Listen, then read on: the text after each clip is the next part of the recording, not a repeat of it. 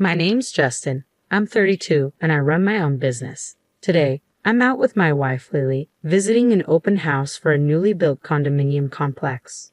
Wow, a brand new condo complex. I heard there are 3 different model units, each with a unique concept, Lily said excitedly. I wonder what the concepts are. It's exciting, isn't it? Definitely, I replied. The person I spoke with when we booked our visit was so pleasant. It made me look forward to it even more.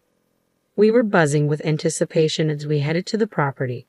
The area, recently revitalized, was becoming increasingly popular and quite a crowd had gathered for the open house. Excuse me, we had an appointment for the open house, I said as we approached a sales representative standing by the condo. He turned around with a pleased look on his face. Ah, you two are here for the tour. But then his expression changed. The salesman frowned and stared at us rudely, even though we weren't dressed inappropriately or anything. He sighed heavily and jerked his head toward the entrance. Please, go this way. Thank you, we said, a bit taken aback by his strange behavior. With the presentation time closing in, we made our way to the venue. Oh, this room is so cute, Lily said as we explored the model units. I like the classy one we saw earlier, but I love bright colors, so maybe this one is more my style. By the time we were examining the rooms, we had forgotten all about the sales rep and were completely absorbed in evaluating the spaces. The windows are large, which gives a sense of openness, and the view isn't half bad, right? I pointed out. It might be a big plus. As for the layout, this type would provide plenty of storage even if we have a lot of stuff. Doesn't that sound good? Lily agreed. After looking around all the rooms, we settled down at one of the provided tables and started looking through the brochures, discussing our impressions. At that moment, the same sales rep from before brought some refreshments and started serving them to each table. Thank you for coming by today. How was everything? If you have any questions, don't hesitate to ask me.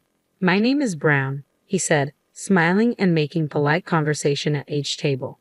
However, he breezed past our table without leaving any refreshments. Ha! Lily and I just stared, dumbfounded. Eventually, after he had finished serving everyone else, he glanced our way and seemed to smirk before moving on. Hey, that guy, Lily whispered to me, furrowing her brows. You mean the one who was so rude to us at the entrance? I asked. Yeah, that's him, she confirmed. We never did receive our drinks or the extra information we asked for. The excitement we felt had completely vanished, replaced by a sour mood. I thought the ad looked promising, I said, but Lily looked disappointed. As we were getting ready to leave, we heard Brown's voice. Apparently, he thought he was alone. Man, that clueless couple today was a real pain. They're so out of touch with their own status. It's just sad. No kidding, someone responded. Brown shook his head. I saw from a distance they parked their car in the coin-operated lot. They rolled up in a tiny compact car. Never thought they were here for the tour. They looked so plain and broke. They should know their place. Lily and I exchanged glances. It seemed like Brown was talking about us. Indeed, we had arrived at the venue in our compact car. Compared to those decked out in designer wear that we spotted at the viewing, our attire may have seemed modest. Why should I waste my valuable time on folks like that? I ignored them. They were dumbfounded. Ha ha. Ah, Mr. Brown, isn't that not quite right? From now on, let me handle the refreshments and materials, said another voice. The one to argue with the abrasively laughing Mr. Brown was apparently his junior colleague. Shut up, Johnson. Don't be presumptuous as a newbie. I am the one who will be managing the contracts. You wouldn't dare undermine me for the incentive, would you? No, I didn't mean to, Johnson replied, looking distressed. From the following exchanges, it became apparent that Johnson was the one taking care of all the preparations while Mr. Brown was cherry-picking the good parts of customer service. It kind of ruined my mood. On the way home, Lily let out a sigh. Since we remember these things, let's pass on this apartment today. It's a shame because the show suite was so nice, but it just doesn't feel right. I agree. If we proceed with this, we will likely have to face Mr. Brown again, and given what happened today, I could see where this was going. We decided to look into other properties. After discussing it for 2 weeks, Lily called me over. Justin, what do you think about this property? She asked, pointing at the PC screen. It's a bit over budget, but I'd like to go and see it.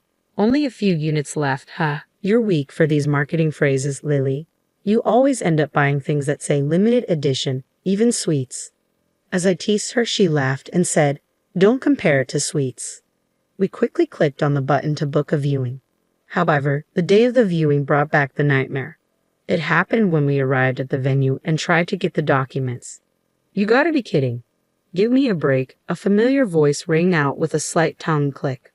When we turned towards the sound, there was Mr. Brown, who had bad-mouthed us at the previous open house. We didn't expect to see him again so soon.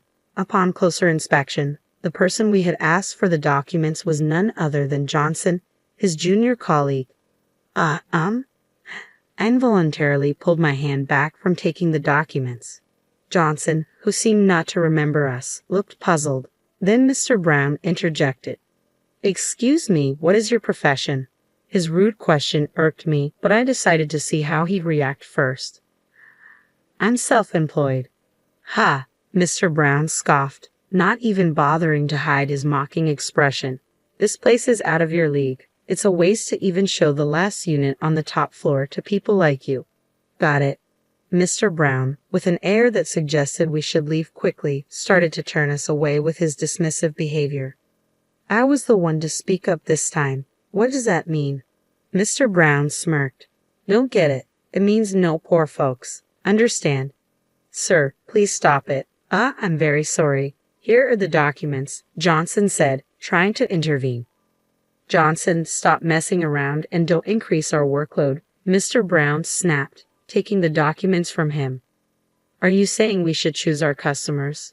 "I'm not convinced," Lily confronted Mr. Brown, but he didn't seem to care. Yep. This is a luxury apartment building where high society resides. We decline entrance to the poor," he said, clearly implying we should leave. I couldn't keep quiet any longer. "I highly doubt you have the responsibility to screen potential buyers. Could you please call your superior?" I demanded. Mr. Brown just shrugged. "I can't do anything about what you're saying. Like I told you, this property is designed for the affluent upper class. It's not something people like you can afford." His statement was shocking. "Mr. Brown, that's rude to the customers. Please stop." I'm very sorry." Johnson tried to mediate, but I cut him off. "So we, as a couple, are denied the viewing, right?" Mr. Brown smiled triumphantly. "Exactly," he said in an arrogant tone, gesturing us toward the exit. "I wouldn't even do it as a favor." Lily, who had been silent next to me, finally lost her temper. We left the venue indignantly. "Wait, please," Johnson called after us, running to catch up. "I'm truly sorry. Even though my apologies might not fix anything, I'm really sorry for the terrible rudeness. I don't know how to make it up to you." "Johnson, you should go back." "I'm sorry if I upset you more by chasing after you," I said, shaking my head as Johnson apologized, sweat dripping down his face. "I can see you're a sincere person. Thanks for your concern, but we'll be heading home now.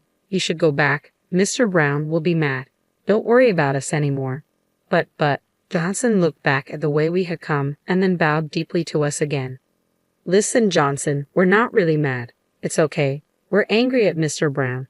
After such a bad experience, we probably wouldn't feel like buying the place even if we saw it. So we're going home, but we haven't given up on finding a property," I explained. Lily smiled and added, "I don't want to see Mr. Brown again, and I definitely don't want to buy a place from someone like him. But if we get another chance, I'd like you to be in charge. Can you do that?" "Yes, of course. I'll make sure to show you our best property," Johnson said, bowing politely again. We exchanged smiles with Johnson as he handed us his business card. We promised to call him when we were ready to see other properties. Just then, the disgruntled footsteps of Mr. Brown echoed. "Johnson, where did you put the contract documents?" "Geez, you're never around when I need you. What are you doing?" "Don't embarrass me," Mr. Brown yelled, noticing us and nudging Johnson. "Stop doing useless things. Don't waste your time with these poor folks. There is no gain, not even a cent, or should I say a penny. Now hurry up and get those documents. Got it?" With that, Mr. Brown grabbed Johnson by the scruff of his neck and started to drag him away. "Hey, quit the rough stuff," I shouted with conviction. Brown let out a snort of laughter. "Are you still here, poor man? Ah, is that you? You don't like being told you're poor, so you're pretending to be free? Go home early and work hard." He waved his hand dismissively and continued to drag Johnson away. "Hey, Justin, I'm about to reach my boiling point," Lily said, clenching her fist. "Me too," I replied, feeling just as angry. I wholeheartedly agreed. About an hour later, during the drive home in my favorite compact car, a call came in on my smartphone. I asked Lily to answer it. From the phone, now on speaker, came a pleading voice. Sorry, can you come back right away? The voice had changed, almost like a different person, but it seemed to be Mr. Brown. What can we help you with? Lily asked. A hurried reply followed. There's something I want to tell you. We don't want to go back to you. What do you want to say? You can tell us over the phone. You sound so haughty. No, nothing. Can you please calm down? Lily coldly brushed him off. There was a hint of anger in Brown's voice again, but for some reason, it quickly returned to a flattering tone. However, Lily showed no mercy. Well, remember how you said we wouldn't gain even a penny by dealing with you? This call is a waste, so goodbye. But wait. Ignoring Brown's attempt to stop her, Lily hung up the call. When the phone rang again, she turned it off, deciding it was too much of a hassle. By the way, how much is a penny worth right now? Lily asked seriously. I couldn't help but laugh. I think it's about 0.3 cents in Colombian pesos. 0.3 cents, huh?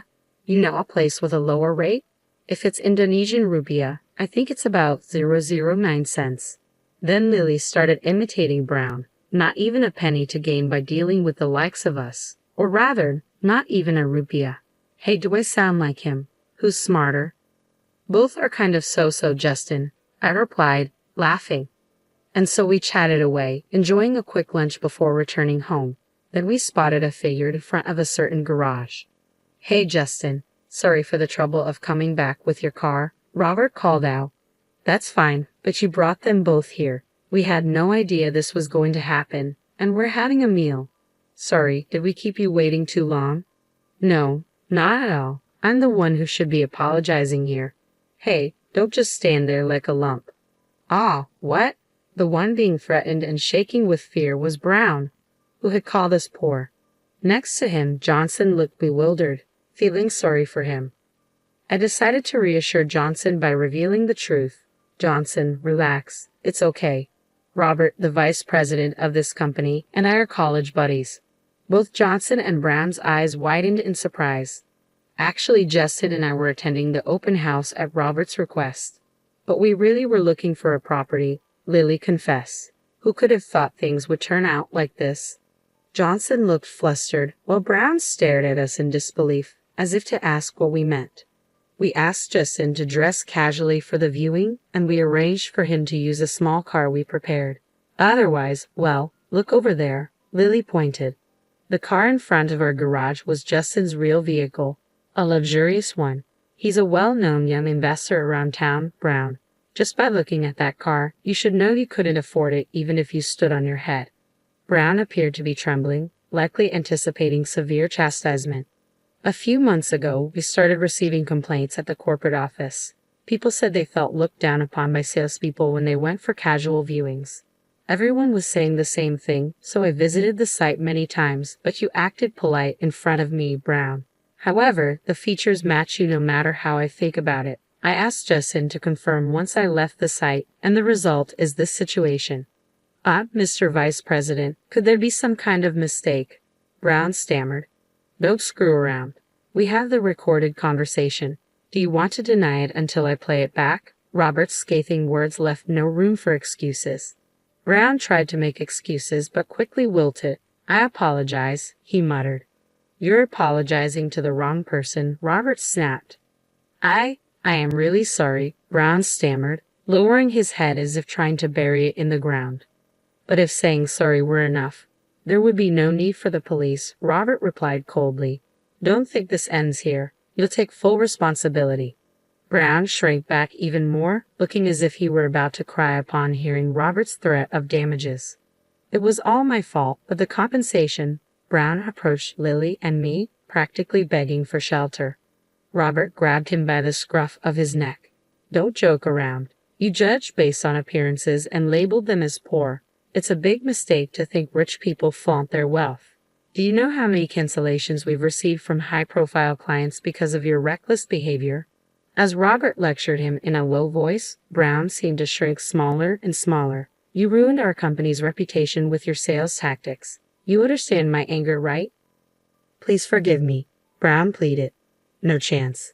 Brown's eyes rolled back as he collapsed to the ground. It had been a while since I saw Robert lose his cool like this. It reminded me of our college days when Robert stood up for me against bullies, even fighting upperclassmen to protect me and getting beaten up in the process.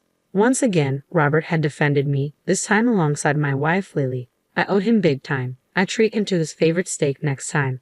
A few days later, Robert invited us for another property viewing with Johnson in charge. Until a formal decision was made, Brown had received a pay cut and demotion, now working as an office grunt. It seemed only natural that he was getting a tough time from everyone, considering how he had treated them before. Yeah, I'll clean the table right away. I'll get the documents. I'm sorry, I'll get them. We could faintly hear Brown's distinctly different voice from before. Later, Brown was sentenced to pay damages and struggled to make repayments without his title or duties. Meanwhile, thanks to Johnson, we managed to acquire our ideal home. Moreover, due to Robert's consideration, we got it at a slightly discounted price. Johnson also seemed to be making great strides in his performance and was enjoying better treatment. Honesty is such an important thing in life, I thought to myself.